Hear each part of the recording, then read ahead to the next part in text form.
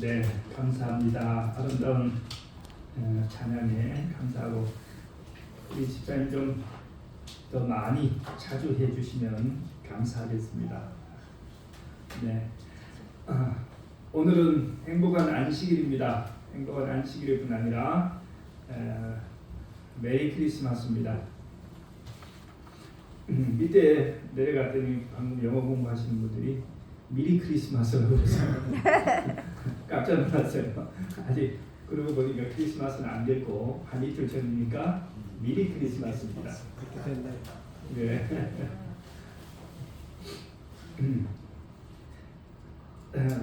우리 다 함께 누가복음 2장 14절 말씀을 보시겠습니다. 지극히 높은 곳에서는 하나님께 영광이요 땅에서는 하나님이 기뻐하신 사람들 중에 평화로다 하니라.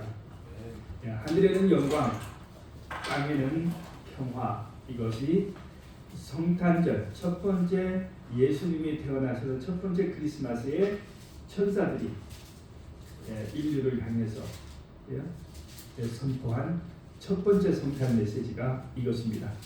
하나님께는 영광, 땅에서는 평화. 자, 크리스마스가 뭔가?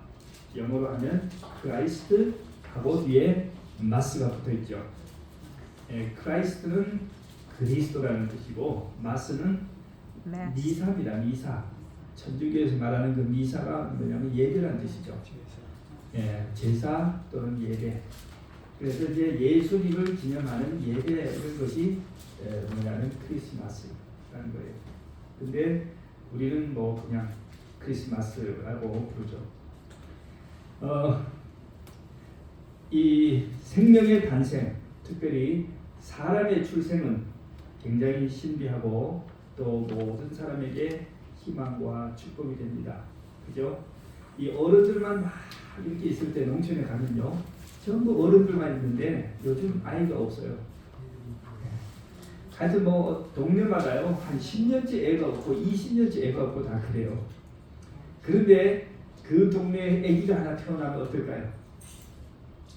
그 아기가 태어난 그 집뿐 아니라 온 동네가 다 그저 생명의 축제를 즐기는 것입니다.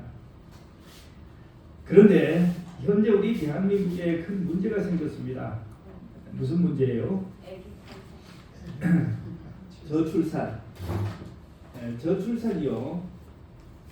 저 지금 이제 합계 출산율이 가임 여성 한 명이 평생 낳을 것으로 예상하는 출생아 수. 옛날에는 4.5명. 가임 여성 한 명이 4.5명을 넣으면 인구가 뭐예요? 늘어나고 이제 한 2명 정도 나오면 어떻게 돼요? 인구가 유지되고. 근데 그 밑으로 내려가면 인구가 줄겠지요. 왜냐하면 가임 여성 하나지만은 남자가 있으니까 둘은 만들어야 되는데 둘이서 지금 우리나라가 1.2가 아닌 거예요. 어제 통계를 제가 봤는데 0.78입니다. 전 세계에서 출산율이 가장 낮아요. 큰일 났어요. 자, 헤드라인 뉴스입니다. 2075년 헤드라인 뉴스. 대한민국 끝. 안 돼. 인구가 지금처럼 줄어들면 2075년에 대한민국은 나라가 끝장납니다. 인구가 한 명 더 없는 나라. 52년밖에 안 남았네요. 그때까지 아니 2075년이 아니고 공이 잘못된 2750년. 2750년 50년. 지금이 2013년이니까 한 750년 남았죠. 750년. 네. 뭐 아직도 멀었네. 50년 남았네요. 아니야, 저 공이 잘못됐네. 네, 2750년. 실수가 너무 크네. 자, 여러분, 전쟁도 질병도 굉장히 공포스럽고 많은 인구를 감소시키지만 그런데 실제로 무서운 것은 저출산이랍니다. 저출산이 생기면 어느 나라든지 발전할 수 없고 후진국으로 갈 수밖에 없습니다. 자, 인구 감소의 원인은 뭘까요? 경제가 어려워서. 나 시집을 못 갔어. 시집 장가를 안 가는 원인이 뭘까요? 약간 이기심. 이기심. 우리 어른들을 생각할 때 이기심이죠. 옛날에는 지금보다 더 먹기 살기 힘들어도 뭐 했어요? 다 시집장가 갔잖아요. 네, 맞아요. 뭐 못생긴 여자도 보니까 다 갔더라고. 왜? 누군가는 찾아가니까. 그죠? 그런데 지금은요. 일단 첫 번째로는 경제 문제를 꼽습니다. 왜 그러냐? 부동산, 주택값이 너무 비싸서 평생을 쪄 빠지게 일해도 뭘 살 수 없어요. 평생 일하고 한 푼도 안 써도 뭘 살 수 없어요. 집을 살 수가 없어요. 일단 주거가 안정이 안 되면 그저 짐승들도 새끼 낳기 전에 뭐부터 만들어요? 새도 보면 둥지 만들고, 동물들도 닭도 보면 그죠? 둥지 다 이 동물들도 새끼를 낳기 전에 자기 둥지부터 집부터 만드는데 굴도 파고 뭐 하면서 인간이 뭘 못하니까 자기 집을 못 사니까 애기 낳을 생각을 안 하는 거죠. 요즘 젊은 사람들을 3포 세대, 5포 세대, 7포 세대 자꾸 늘어나요. 그 포가 뭡니까? 포기. 우리 박성기 형제 3포 세대가 뭐예요? 그게 뭐야? 잘 몰라요. 연애 포기. 벌써 지나간 세대요. 3포 세대는 3가지를 포기한 세대고 5대 포기, 5포는 5가지를 포기하고 7포는 7가지를 포기한 건데 뭘 포기하냐면 결혼, 그러니까 연애, 결혼, 애기, 내 집 마련 이 4개를 다 포기합니다. 그러니까 이제 결혼은 뭐가 됐어요? 옛날에는 결혼은 필수, 이제는 결혼은 옵션, 선택. 하고 싶으면 하고, 하기 싫으면 안 해도 돼. 그냥 같이 살잖아요, 그 대신. 그런 사람도 많고. 없어요. 아예 안 살아요. 아예 살지도 않고 연애 자체를 포기한 세대가 많습니다. 연애 자체를. 자, 이게 우리 어르신들은 정서적으로 전혀 받아들이기 어렵죠. 전혀 받아들이기 어려운데, 그런데 우리 세대에 우리 자녀들 이미 뭐 하고 있어요? 그렇게 살아가고 있어요. 집집마다 보면 그죠? 결혼을 하지 않는 자녀들이 많습니다. 자,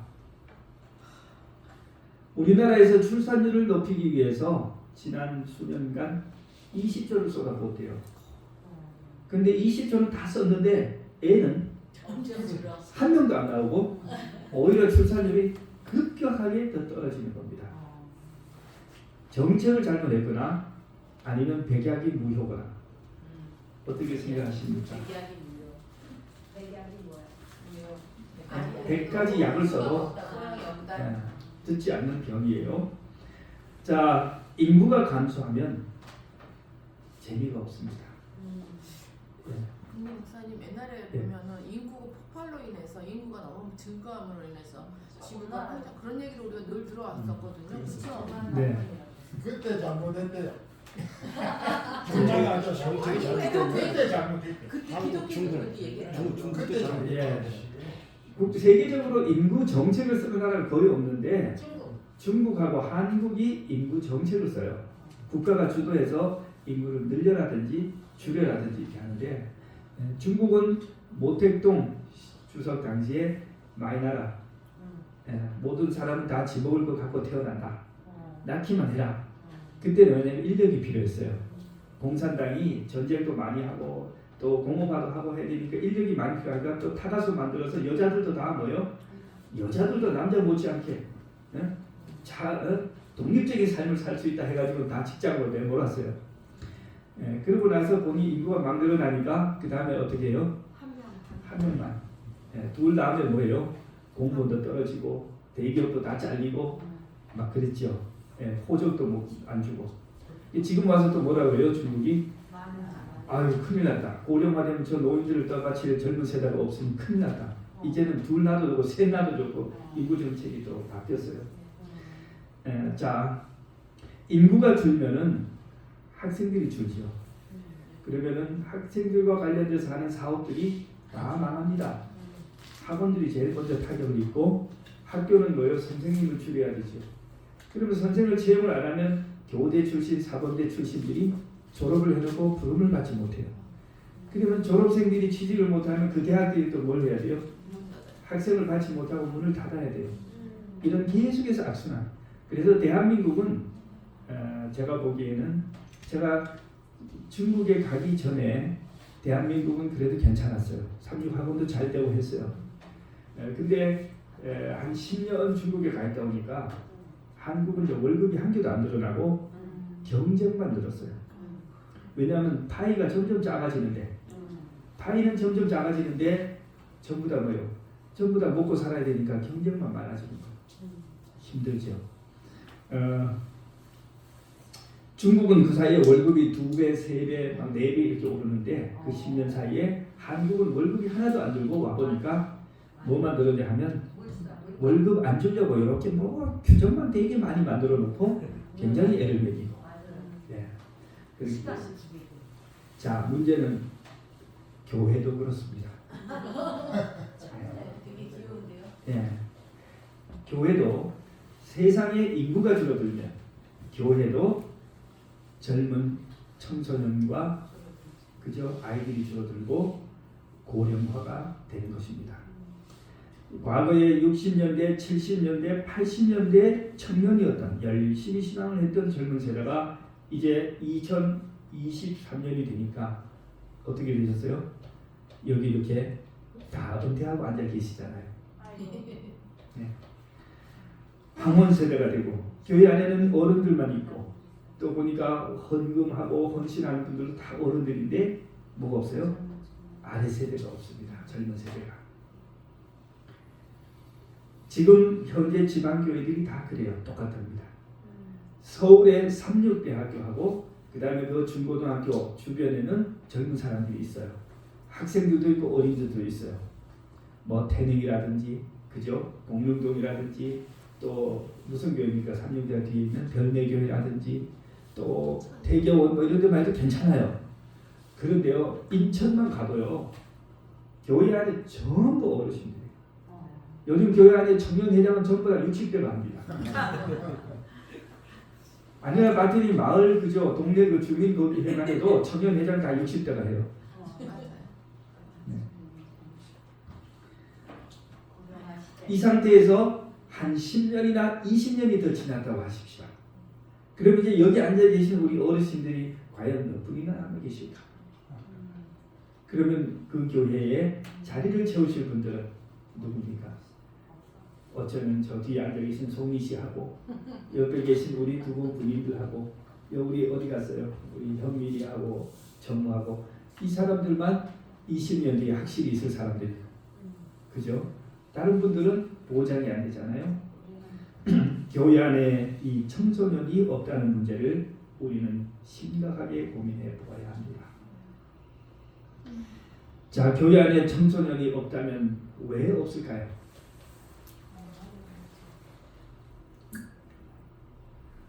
교회 안에 청소년이 없으면 없는 것은 뭐 여러 가지 이유가 있을 수 있지만 저는 생각할 때 투자 문제라고 생각합니다. 교회가 교회의 재정을 청소년과 어린이에 투자를 하면 무엇인가 만들어내고 또 어떻게 해요? 아이들을 모을 수 있습니다. 그러나 거기에 관심과 투자가 이루어지지 않는다면 아무도 그것을 해낼 수 없어요. 사실 바깥의 프로그램은 되게 재미있습니다. 주로 학교나 국가나 또 이런 여러 기관들이 운영하는 프로그램은 재미가 있어요. 뭐 돈을 많이 쓰니까 탤런트도 불러오고 뭐 컴퓨터도 많이 써서 뭐 희한한 걸 만들어내고 아이들이 그저 텔레비에서 본 거 있잖아요. 뭐 각종 오락 프로그램들을 이용해서 잘 만들었어요. 근데 교회 안에는 그런 것이 있어요, 없어요? 교회 안에는 아이들의 주목과 흥미를 끌만한 프로그램이 별로 없습니다. 근데 아이들이 태어날 때부터 다 그죠 할렐루야하고 칭찬받으면서 태어나면 열심히 영성 프로그램 하면 되는데 그런 아이들은 없지요. 태어나서 흥미를 느껴야 보고 접촉이 있어야 배우고 그리스도에서 알고 뭐 할 수 있어요? 예수님에 대하여 예수님께 자신의 삶을 드릴 수가 있습니다. 예, 그래서 우리가 그러한 투자, 어떤 투자를 해야 됩니까? 프로그램을 잘 운영할 수 있는 이 젊은 선교사, 저는 생각할 때 여기 전명 선교라든지 학생 전도사라든지 아니면 뭐 어린이 지도 교사라든지 좀 누가 왔으면 좋겠는데, 그러면 우리 교회가 좀 뭐 할 수 있어요? 재정을 좀 출연해서라도 그렇게 할 수 있겠는데, 참 요즘은 그러한 인력을 구하기가 어렵습니다. 그러다 보니까요, 제가 지금 50대 중반인데 아이들 데리고 가서 막 축구하고 막 그러거든요. 근데 아이들도 참 괴로울 거예요, 제가 생각할 때. 저는 저대로 힘들고 아이들은 또 아이들대로 힘들 겁니다. 한번 그러더라고요. 목사님 너희들하고 놀아주느라고 너무 힘들다 그러더니 애들이요, 우리도 목사님하고 놀아주느라고 굉장히 힘들더라고요.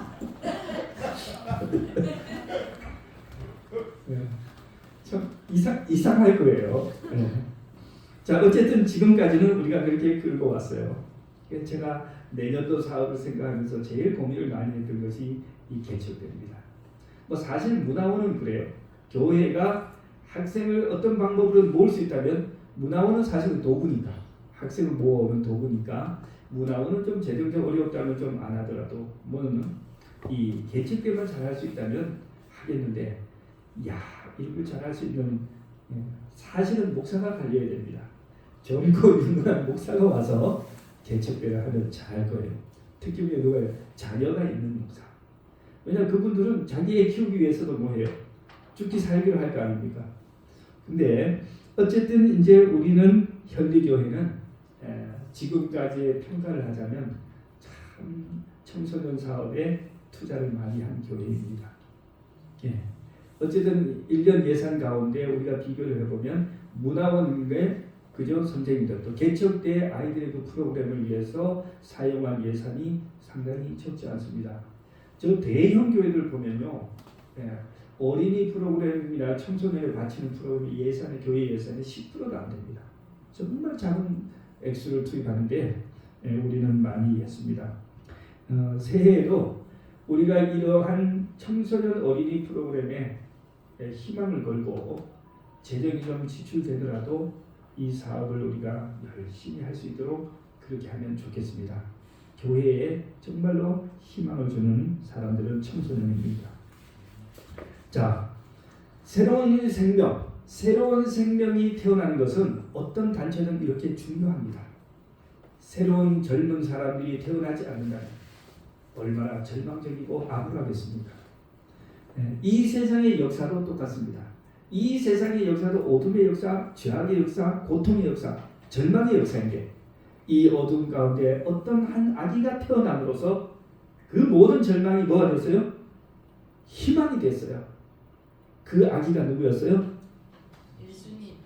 우리가 성탄절을 기념하는 바로 아기 예수의 탄생입니다.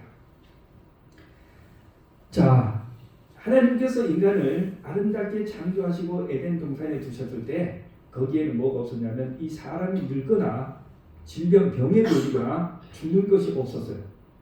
에덴 동산이란 말 자체가 행복의 동산입니다. 에덴이 행복이에요.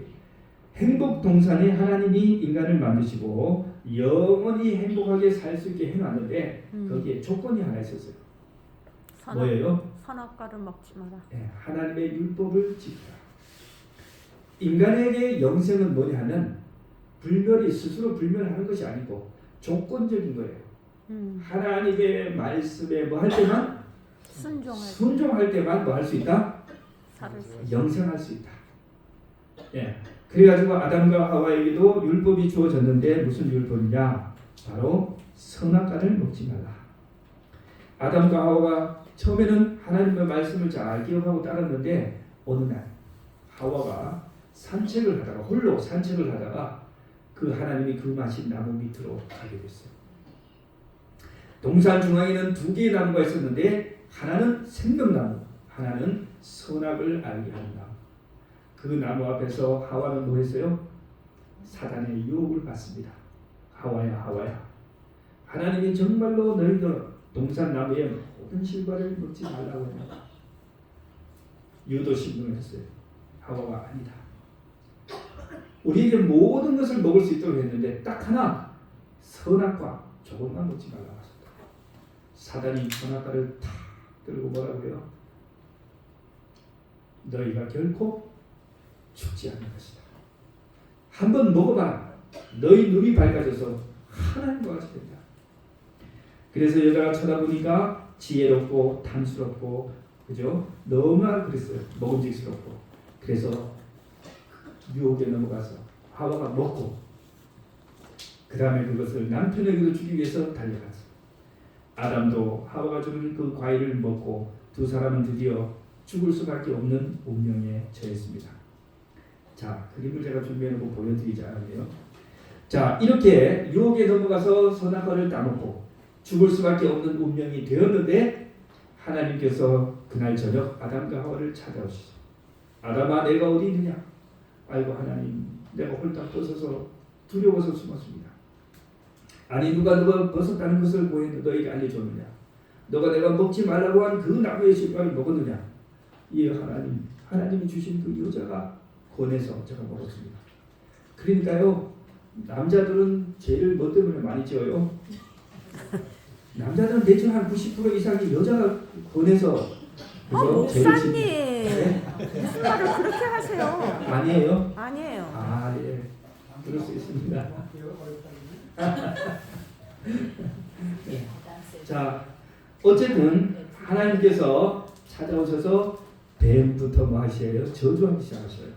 자, 뱀을 저주하셨는데 내가 너로 여자와 원수가 되게 하고 내 후손도 여자의 후손과 원수가 되게 하리니. 여기에 뭐가 나왔어요? 여자의 후손이 나왔습니다. 여자의 후손은 내 머리를 상하게 할 것이요 너는 그의 발꿈치를 상하게 할 것이다. 자, 아담과 하와는 죽을 수밖에 없게 됐어요. 너가 먹는 날에는 정령 죽으리라. 먹고 이제 죽을 일만 남았어요. 그런데 하나님께서 구원의 약속을 주셨는데 그게 뭐냐? 바로 여자의 후손이 나올 것이라 했죠. 여자의 후손이 나와서 뱀의 머리를 깨고 인류를 죄와 사망에서 구원하신다. 아담과 하와는 이 여자의 후손이 금방 나올 줄 알았어요. 그래가지고 첫 번째 아들을 낳자마자 이름을 뭐라고 지었냐면 가인이라고 지었잖아요. 가인의 뜻이 뭘까요? 가인의 뜻이 얻었다. 등남이에요. 등남. 얻었다. 뭘 얻었어요? 하나님이 약속하신 후손. 여인의 후손을 얻었다고 생각한 거예요. 근데 보니까 아니었어요. 이 가인이 나와가지고 하나님도 제대로 안 믿고 말도 안 듣고 동생을 돌로 모였어요. 쳐서 죽여버렸어요. 그때 아담과 하와는 처음으로 인간의 죽음을 목격했죠. 그것도 자녀의 죽음을 목격했어요. 그러면서 알게 된 것이 하나님이 약속하신 이 여인의 후손이 어쩌면 먼 미래에 올 수도 있겠다. 그래서 죽을 때 누구한테? 셋째 아들 셋에게 유언을 해요. 하나님의 여인의 후손이 올 것이다. 그렇게 해서 그 성경에 보면 족보가 쭉쭉쭉 나오는데 그 족보는 다 뭐냐면 이 여인의 후손의 약속을 계승한 사람들이에요. 자, 이 여인의 후손을 이들이 뭐라고 불렀냐? 메시아라고 불렀습니다. 하나님이 인간의 구원을 위해서 보내신 아들 메시아. 이 메시아를요, 메시아는 히브리어인데 구약 성경에, 신약 성경에서 헬라어로는 그리스도로는 어떻게 번역했을까요? 그리스도가 뭐예요? 크라이스트라고 하는 것이 바로 헬라어로 번역된 거예요. 자, 이것을 우리 한국 사람들은 그리스도로 번역했고 또 한자로는 기독. 그래서 뭐예요? 기독교잖아요, 우리가. 한자어로 기독이라는 말이 뭐라고요? 그리스도를 한자어로 쓴 거예요. 그래서 기독교예요. 많은 사람들이 기독교가 뭔지도 모른다고 그래요. 그게 뭐냐면 그리스도교라는 뜻입니다. 근데 중국말로 예수라 그러지 않아요? 예수도 있고 그리스도 기독이 있는데 그 사람들은 중국 사람들은 이제 문자가 그 뜻을 나타내는 문자이기 때문에 음이 굉장히 안 좋아요. 그거를 갖다가 비슷한 음을 차용해서 쓰는데 크라이스트를 뭐라고 하냐면 지두라고 해요. 지두. 기두가 기독입니다. 기독. 자, 그렇게 약속된 아이 하나님께서 구약 성경에 많은 예언들을 주셨어요. 그 아기가 언제 어떻게 태어나고 어디에 태어나고 뭐 예언들을 주셨는데 긴 세월이 걸립니다. 거의 4,000년이 넘는 시간을 걸려서 마침내 누가 오셔요? 예수님. 예수님이 오셔요. 예수님이 오시던 이 시대는 참으로 굉장히 비참한 시대였어요. 이스라엘 나라가 완전히 쫄딱망, 하나님이 세우신 나라가 완전히 망한 시대. 그리고 세상에 온갖 이교 제국들이 세상을 막 잔인하게 지배하고 또 온갖 우상 숭배가 만연하던 그 시대. 그러한 시대에 누가 오신 거예요? 예수님. 한 아기가 탄생했는데 그 아기가 탄생함으로써 이 세상의 역사는 완전히 바뀌었어요. 절망의 역사에서 희망의 역사 바뀌었습니다. 그래서 우리가 요즘 역사를 쓸 때 기원전 예수님 태어난 역사를 예수님 태어나기 전을 뭐라고 해요? 기원전 예수님 태어난 이후를 기원 또는 기원 후라고 하죠. 영어로는 AD. BC. 그 전에는 BC, Before Christ. 그 다음에는 AD, 그죠? 그렇게 불렀습니다. 자, AD가 the year of the Lord. 예. 자, 그러면 이제 이스라엘 백성들은 예수님이 이 땅에 탄생하기 전에 메시아가 탄생할 것을 알고 뭐 했어요? 굉장히 기다렸어요. 굉장히 기다렸는데 메시아의 탄생이 이걸 좀 다시 보여드리겠습니다. 굉장히 더뎠죠. 나라는 힘들고 그래서 이스라엘 백성들이 쉬는 가운데서 항상 뭐냐면 메시아만 오신다면 살아가기 힘들 때 그들은 뭐라고 그랬다고요? 메시아만 오신다면. 그들이 입에 붙은 말이 그거였어요. 그런데 이 메시아를 그 사람들이 뭐라고 하냐면 또 오실 분, 오실 이라고 불렀어요. 예. 예수님이 이 땅에 오셨을 때 사람들이 물었어요. 오실 이가 당신입니까? 아니면 우리가 다른 사람을 기다려야 됩니까? 오실 이. 그들의 구약 시대의 그들의 유일한 희망과 소망은 뭐다? 오실 메시아. 그것이 그들의 유일한 소망이었어요. 자, 2000년 전에 예수님께서 탄생을 하셨는데 어디에서 탄생하셨어요? 베들레헴. 유대 땅 베들레헴. 예루살렘에서 한 40km 정도 떨어진 곳 베들레헴에 탄생했어요. 어느 집에서? 마구간. 예, 그때 여관을 찾았는데 여관을 찾지 못해가지고 그저 빈 마구간이 있는 그저 거기에 들어가가지고 그날 밤 묵었는데 그만 거기서 누가 태어나요? 예수님이 태어났습니다. 여러분 하늘의 왕이신 하나님 예수님, 이 온 우주, 이 온 세상을 창조하신 예수님이 이 땅에 오실 때 뭐 하실 수 없어서 자기 방 한 칸 없어서 빌린 방에 남의 집에 그것도 제대로 된 온돌방도 아니고 침대가 있는 방도 아니고 어디에? 마구간에 태어나셔서 아기를 싸서 보따리에, 광고는 보따리예요. 보따리에 싸서 뭐가 없어요? 담요가 없어요. 구유에 눕혔다. 침대가 없어가지고 구유는 뭐냐면 소주통이죠. 소주통에 눕혔다. 여기에 정말 얼마나 중요한 메시지가 있습니까? 예수님께서는 헤롯 왕전에 예루살렘의 궁전에 태어날 수도 있으신 분이 궁전에 태어나지 않고 마구간에 부잣집에 호화로운 집안에서 태어날 수도 있었던 그분이 어디에? 마구간에 태어나셨어요. 이사야 선지자는 뭐라고 노래를 하냐면 이사야 선지자는 예수님 탄생하기 700년 전에 노래를 했는데 이렇게 해요. 소는 그 임자를 알고 나귀는 그 주인의 구유를 알건만은 내 백성 이스라엘은 그 주인을 몰라봤다. 그렇게 얘기해요. 실제로 예수님 왔을 때 이스라엘은 예수님을 위하여 태어나신 메시아를 위하여 침대 하나 방 한 칸 준비하지 않았습니다. 뭐는 했지만 매 안식일 예배는 엄청 열심히 드렸지만 성전의 제사는 엄청 화려하게 드렸지만 거기 예수님은 안 계셨어요. 마구간에 예수님께서 인류의 구주가 마구간에 태어났다는 이 이야기는 우리들에게 큰 용기가 됩니다. 아멘. 여러분이 아무리 가난하고 비천하고 힘들었다 할지라도 마구간에서 인생을 시작한 분 계십니까? 마구간에서 태어나신 분 있어요? 없잖아요. 그러므로 사람이 자기가 출신 배경이 자기 태어난 배경이 좀 불행하다고 해서 내가 인생을 행복하지 못하고 성공하지 못할 그 핑계는 되지 못합니다. 우리 예수님은 어디서 출발했어요? 마구간에서 인생을 출발했어요. 여러분, 마구간에서 예수님이 태어나신 것은 이 세상 모든 인류에게 뭘 주기 위해서? 용기와 희망을 주기 위해서 거기에서 인생을 시작하신 것입니다.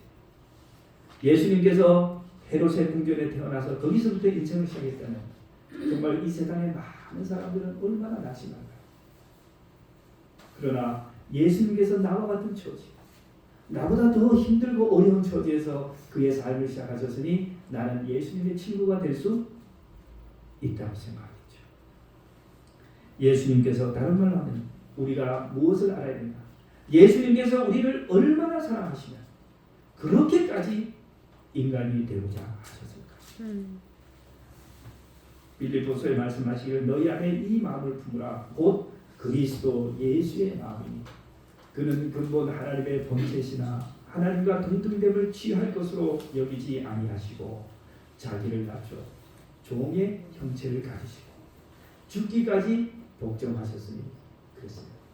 오늘 우리가 예수님의 생애, 예수님의 출생을 앞두고 우리가 가져야 할 마음의 자세는 바로 그러한 마음입니다. 그런데 위대하신 구주께서 아기로 이 땅에 탄생했을 때 그분을 알아본 사람들은 얼마 되지 않았습니다. 대체적으로 권력자들, 정치가들, 교육을 많이 받은 사람, 또 돈 많은 부자들 이런 사람들이 그분을 알아보지 못했어요. 오히려 반대를 했어요. 심지어 헤롯 왕은 군인들을 보내가지고 뭐 했어요? 그 태어난 아기 예수를 그냥 죽여버리려고 군대를 보냈죠. 예. 근데 가장 먼저 예수님을 찾아와서 알아보고 찾아온 사람 누굴까요? 목자들. 들판에서 양을 치고 있던 이름 없는 목자들이 천사가 그죠? 거기 나타나서 예수의 출생을 알려요.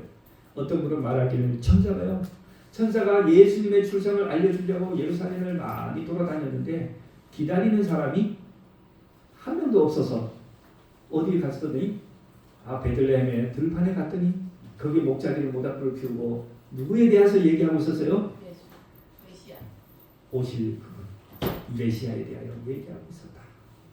여러분 우리 재림교인들 우리들의 교회 이름이 뭐예요? 재림. 예수 재림교. 근데요 우리나라 이단 가운데 재림 예수교가 있어요. 네, 재림 예수교가 있어요. 아주 사악한 이단이 있어요. 정명석 비슷하게. 그래서 조심하셔야 됩니다. 어디 가서 재림 예수라고 교라고 하면 큰일 나요. 예. 근데 그분들은 뭐 똑같이 알아듣겠죠. 재림 예수나 예수 재림이나.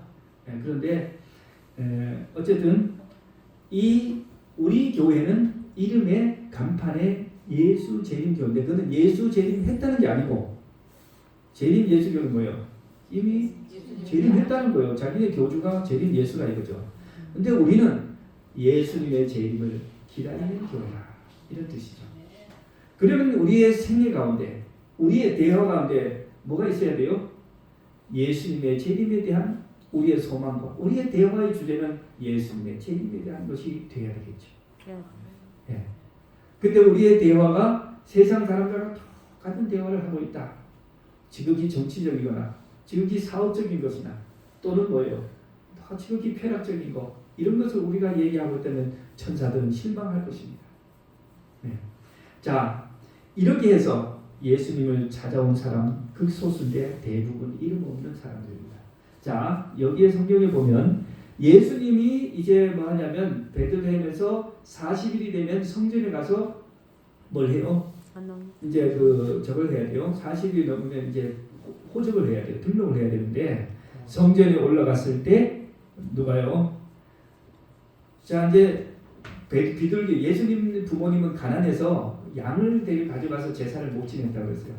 보통 사람들은 양을 가져가는데 예수님 부모님들은 뭘 가져갔어요? 요셉과 마리아는 비둘기 가져갔어요. 가장 가난한 서민이 바치는 제사입니다. 자 그걸 가지고 하고 예수님의 이름을 이제 입력을 하니까 이 제사장은요 예수를 알아가지고 시켜 요즘 말은 동원식을 다 했는데도 알아차려요, 못 알아차려요? 하나도 못 알아차려요. 예수라고 쓰고 그냥 형식적으로 축복하고 아기를 내어줬어요. 그 아기를 안고 요셉과 마리아가 성전 문을 나오는데 누가 들어왔어요? 막 성전으로 들어오는 시몬이라고 하는 사람. 근데 이분이 누군지 성경에 안 나오는데 여기 보니까 의롭고 경건하여 이스라엘의 위로를 기다리는 자라. 성령이 그 위에 계시더라. 그래서 제가 볼 때 퇴직 제사장이신지 아니면 뭔지 모르겠는데 그가 주의 그리스도를 보기 전에는 죽지 아니하리라는 성령의 지시를 받았더니 그러니까 그 시대에도 예수님의 초림을 간절히 기다렸던 사람들은 다 뭐했어요? 다 만나갔어요. 자, 그 다음에 또 한 분이 있죠. 예, 안나, 아셀 지파 바누엘의 딸 안나라 하는 선지자가 있어. 나이가 매우 많았더라. 그가 결혼한 후 7해 동안 남편과 함께 살다가 7년 살고 뭐가 됐어요? 과부가 됐어요. 84세까지 이제 나이가 84세가 됐어요. 이 사람이 성전을 떠나지 않고 주야로 금식하며 기도함으로 섬기더니 마침 이때 나와서 하나님께 감사하고 예루살렘의 성령을 바라는 모든 사람에게 그에 대하여 말합니다. 예수님께서 예루살렘 성전 방문했는데 40일 좀 돼서 그때 시몬과 안나가 일생 동안 기다리며 고대하던 그 아기 예수를 뭐했어요? 만났어요. 물론 대화는 못 나눴겠죠.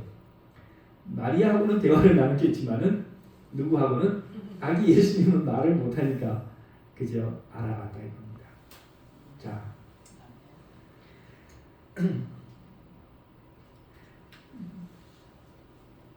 그 다음에 또 누가 알아봤어요? 동방에서 온 박사들, 이방인 박사들이 예수님을 알아봤습니다. 구주의 강림을 기다리던 이 사람들, 그들이 예수님을 알아본 것은 그들이 맑고 겸손한 마음으로 항상 하나님과 교통하는 가운데 살았기 때문일 것입니다. 그들은 이 세상에 가진 것이 아무것도 없기에 오직 하늘만 바라보고 살았는지 모릅니다.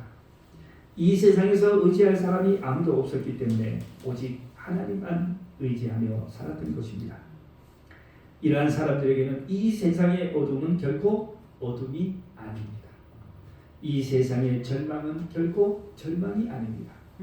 그들은 누구하고 항상 하나님과 교통하며 살아가고 있기 때문에 그렇습니다. 오늘 우리들의 시대, 이 절망의 시대, 어둠의 시대, 희망이 꺼져가는 두려운 시대에 여러분은 누구에게서 소망과 희망을 찾습니까? 여러분들이 세상의 권력자들이나 재산이나 명예 같은 것을 의지한다면 희망을 찾을 수 없을 것입니다. 그런 희망은 헛된 희망이요, 그런 희망은 우리를 배신할 것입니다. 제가 옥하는 목사님 설교 한번 들었더니 그분이 이런 말을 합니다. 우리는 오늘 오직 그리스도만을 인해서 기뻐해야 합니다. 오늘날 한국 교회는 문제가 있다고 생각합니다. 가난하고 소외된 사람들에게 접근하기 위해 예수님은 마구간의 아기로 탄생하셨는데 오늘날 한국 교회는 가난하고 소외된 사람들이 접근하기 힘든 장소가 되었습니다. 우리에게는 화려한 형식은 있을지라도 그리스도를 만날 수 있는 순수함이 없습니다. 마구간의 그리스도를 만나기에 우리는 이미 너무 부유해지고 너무 유식해지고 너무 높은 지위를 누리고 있습니다. 그렇게 말이죠. 우리에게 질책이 되는 말씀입니다. 그러면서 그분이 말씀하시기를 혹시 여러분이 이 세상에서 높은 교육을 좀 받았을 수도 있습니다. 그러나 그것들을 모두 부정하고 자신이 가장 무지하다고 생각하십시오. 혹시 여러분이 이 세상에서 권력을 누리고 있을지 모릅니다. 그러나 여러분들이 아무 권세도 없는 사람처럼 낮아지십시오. 혹시 여러분이 이 세상에서 재산을 좀 모았을 수도 있습니다. 그러나 그것들을 전혀 없는 것처럼 여기시기 바랍니다. 그렇게만 할 때만이 우리들은 예수 그리스도를 진정으로 마음에 모실 수 있습니다. 그분이 그렇게 설교를 하시고 여러분 우리들에게는 예수 그리스도 그분만이 한 분만이 필요합니다. 그분만이 오직 그분만이 우리의 마음속에 참된 기쁨과 행복을 가져올 수 있습니다. 오직 그분만이 우리의 모든 문제를 해결할 수 있습니다. 아멘. 그분만이 우리의 영혼의 보장이 되시고 의지할 수 있는 피난처가 되십니다. 아멘. 우리가 어떻게 예수 그리스도를 마음에 모실 수 있을까요? 그것은 날마다 말씀을 읽고 기도를 드림으로써 가능한 것입니다.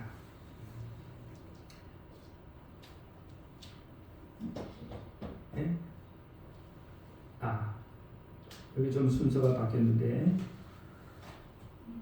이 말씀을 먼저 읽어드리겠습니다. 동방 박사가 예수님을 찾아온 그 이야기를 여기에 시대의 소망에는 이렇게 기록합니다. 그들이 별을 보고 왔죠. 별을 보면서 가기 위하여 그들은 밤에 여행해야 했다. 그러니까 어땠을까요? 낮에 자고 아마 밤에 이동하고 그랬을 것 같아요.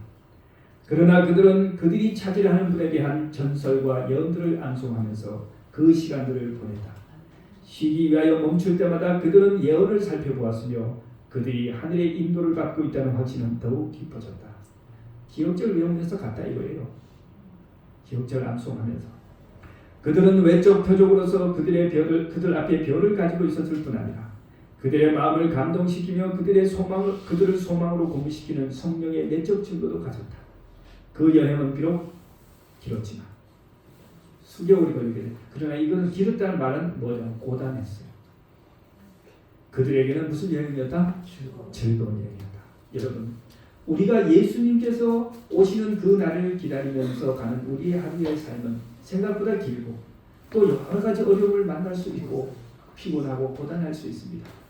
그러나 뭐 할 수 있어요? 마지막에 즐거운 여행일 수 있어요. 뭐 하면? 말씀을 묵상하면서 가면, 말씀을 묵상하면서 그 길을 가면 우리는 즐겁게 갈 수 있는 것입니다. 여기에 그리스도인의 행복의 비결이 있습니다. 우리의 인생길이 비록 외롭고 고달플 수 있지만 그리스도와 동행하는 우리의 인생길은 천국으로 향하는 즐거운 여행길이 될 수 있습니다. 아멘. 세상이 아무리 두렵고 혼란해도 우리의 마음에는 평화가 가득할 것입니다. 시를 하나, 유명한 시를 하나 읽어드리겠습니다. 17세기 독일의 시인 앙겔루스 실레시우스라고 하는 분이 쓴 시인데 번역시죠. 그리스도 베들레헴에 태어나시니 천수백 번을 헤아리고만 그리스도 내 자신의 마음에 나시지 않으시면 그 영혼은 아직 버림받은 자입니다. 버림받은 채로니라 이 말이죠. 십자가만이 내게 구원을 주리니 골고다 언덕의 십자가 내 마음에 세워지지 않는다면 내 영혼은 영원히 이뤄진 것이니라. 이분은 해마다 크리스마스가 되면 아무리 화려하고 멋진 트리를 장식하고 멋진 프로그램을 준비해도 예수님이 내 안에 계시지 않는다면 아무 의미가 없다는 그런 표현을 한 것입니다. 성경 말씀에 비슷한 말씀이 있는데요.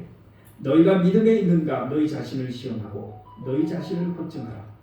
예수 그리스도께서 너희 안에 계신 줄을 너희가 스스로 알지 못하느냐. 그렇지 않으면 너희가 버려운 자니라. 오늘 우리는 그리스도의 초림을 기념하면서 다시 오실 그리스도의 재림을 고대하는 삶을 살아야 합니다. 그분은 곧 다시 오실 것입니다. 그분이 오시면 우리는 새로운 생명을 얻게 될 것입니다. 그분이 오시면 이 땅에서의 우리의 모든 수고는 풍성한 보상을 받게 될 것입니다. 성경은 말하기를 잠깐 후면 오시리가 오시리니 지체하지 아니하시리라. 여러분 이 약속을 마음에 간직하고 하루하루를 믿음으로 행복한 삶을 사시길 바라면서 말씀을 마치겠습니다. 아멘.